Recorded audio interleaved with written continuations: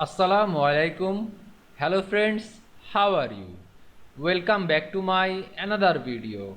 In this video, I am going to show you how to change font in Adobe InDesign. Let's get started. At first, you have to open your Adobe InDesign software. Then open your document or create your document. Now you can see here are my document. Now I change font in this document. At first I have to write some font or select your font.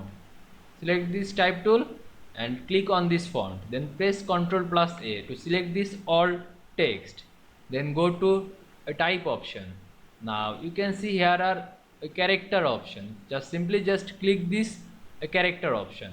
Now you can see here are a character window. Now I change my font. Click this font drop down menu.